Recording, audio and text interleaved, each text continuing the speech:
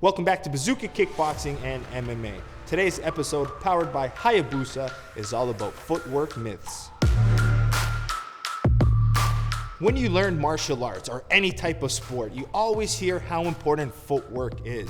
And especially when it comes to distance control and martial arts, it's very important. It's one of the most important aspects in fighting, is managing that range between you and your opponent.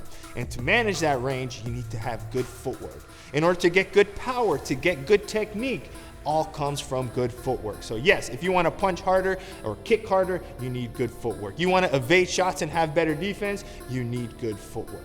So a lot of times when we're learning, we hear things that you should never do this. So when it comes to footwork, we hear a lot of nevers, nevers, nevers. And the same thing, it comes to our hand position. Always keep this, always keep that. But there's always exceptions and there's always things that you can do. And sometimes they work and sometimes they don't. It might work on one opponent, but it might not work on the other, okay? For example, I always talk about the bladed stance.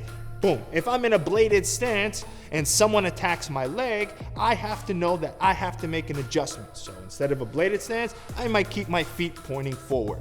So yes, in karate, they might say the bladed stance is the best, but you're fighting mixed martial arts or you're fighting kickboxing, it might not be the best, and this is where you need to adapt. So it's really difficult when it comes to footwork to say never, never, never, okay?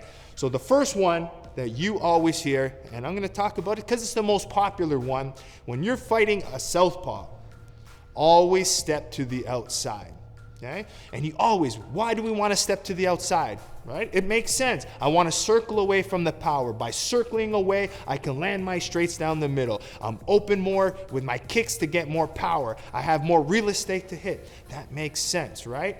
But to say never is a big mistake, and that's a myth. When you're fighting north versus south, it's important that you play circling to the outside and circling to the inside. Some of the best boxers you're gonna see get most of their knockouts by circling onto the inside. The one example you can watch is Manny Pacquiao. He confuses his opponent by circling outside, and then when the opponent thinks that he's continuing to circle outside, he steps inside. And you gotta think, when you're stepping inside, you know, outside here, you're away. But when you're coming inside, you can really crack that center line more and get more power and have more damage inflicted, okay? So, yes, it's important to circle to the outside to avoid power, but if you're pressing and you're feeling good and you're not really worried about your opponent's power and you want to land that big power rear straight, it might make sense to get onto the inside. So confuse your opponents by circling outside and inside, okay? So know when you can circle inside and when you should circle outside is the key. But to say never go inside would be the first mistake when it comes to footwork.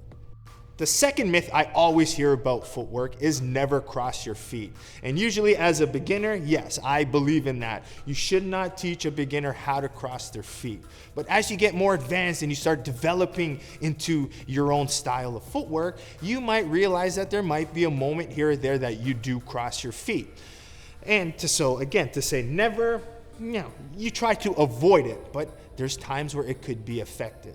And my favorite way of using the example of crossing the feet is when I want to take an angle to the right. Sometimes I step across to create that angle.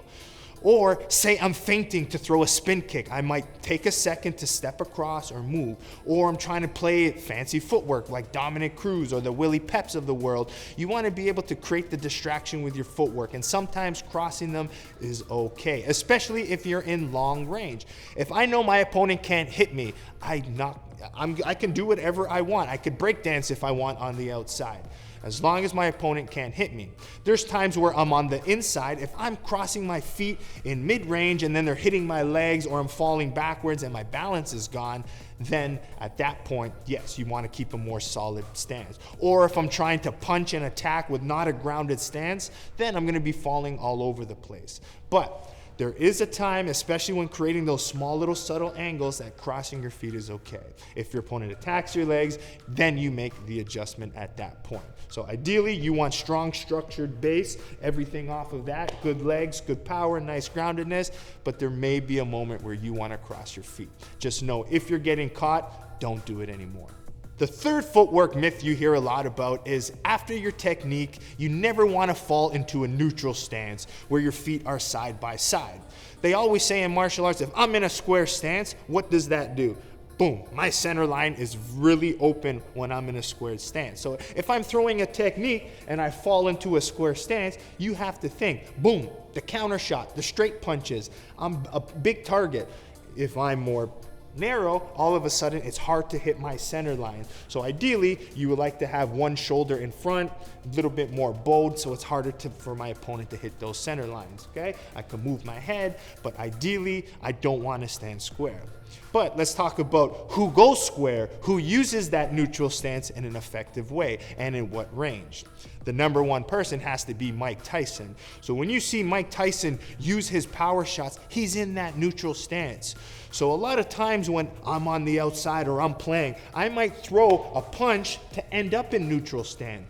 And when I'm in my neutral stance on the inside, I could use angled shuffles to create angles and power shots just like Mike Tyson did. Okay? So even from the inside, from that neutral stance, it really gets me more power and good rotation. It might not be ideal for kicking because I'm in the square stance, but if I'm hitting from this stance and as soon as my opponent retreats, I can step into my orthodox or southpaw and then use power. So there is a way to use that neutral stance, especially if I'm even coming in inside. Because this is mixed martial arts and kickboxing, I might use that neutral stance to kind of control my opponent's hands to use more effective knees, right? So there is times where the neutral stance plays into effect. My favorite time is to be like Tyson and to get inside and use that with power punches.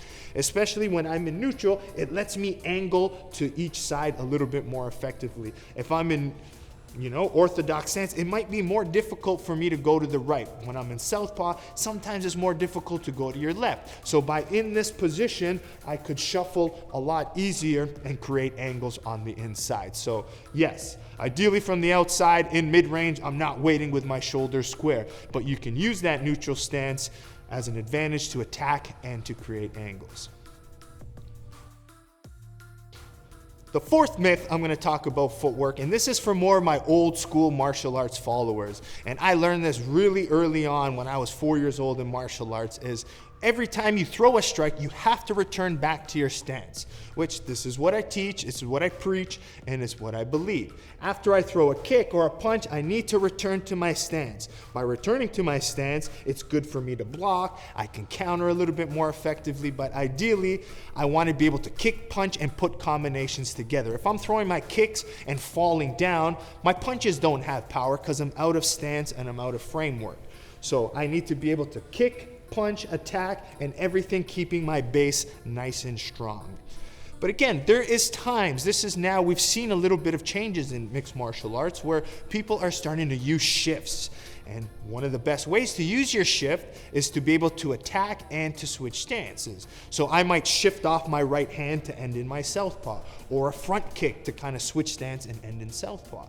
So there is times where you might not want to return to your stance.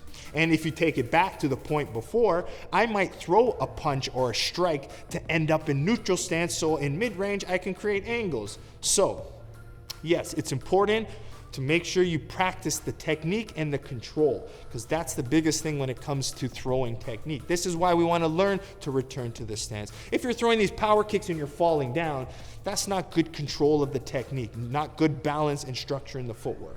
So make sure you kick, return, learn that as a base, but then there are strategies you can develop by attacking and falling into different stances. I might even be able to throw a kick and step off and take different angles. So just know that you have to control the foot down. Don't kick and fall down. Kick and place your foot down where you want to end up, and that's the key. The fifth and final myth I'm going to talk about, and again, this is more preference, but this is something that has really changed with me as I became more of a teacher and a coach in martial arts. And that is only work your opposite stance once you become so good at your power side.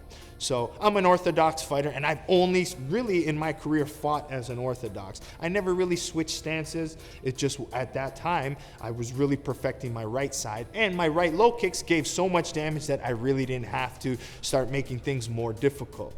But that's one thing I kind of wish I did a little bit earlier in my career, is play with that opposite stance. And I've realized that working the opposite stance has just helped my power side a little bit more. And you realize that fighting tends to be a little bit messy. Although our key to the pad work, our bag work, our sparring is to stay clean, full extension, nice structure. That's very important. But a lot of times fighting isn't that clean. You're overthrowing punches, or you're falling into different techniques, or you get pushed backwards. I might get hit, boom, and I might fall back into a neutral stance or southpaw. But if I can throw my power punches from a southpaw, I might just be able to catch my opponent. I've seen so many fights where orthodox fighters end up knocking their opponent out from a southpaw position because of the timing, different angles. So I still think there is a benefit to working the opposite stance early on in your career. It doesn't have to be something that you work so extensively, but have a few strikes on the opposite side. Yes, your defense is going to be compromised. You might not have as much power, but it is teaching that mind-body connection. You're teaching your body to be able to react. And maybe inside the fight, when you're in that odd position, all of a sudden a beautiful strike happens from that off position, and you get a knockout. I also found with my power hooks, but just training on the opposite side, it's helped with my rotation and my power punches, and I just feel more comfortable and more fluid being able to box from or kick from both stances. Okay?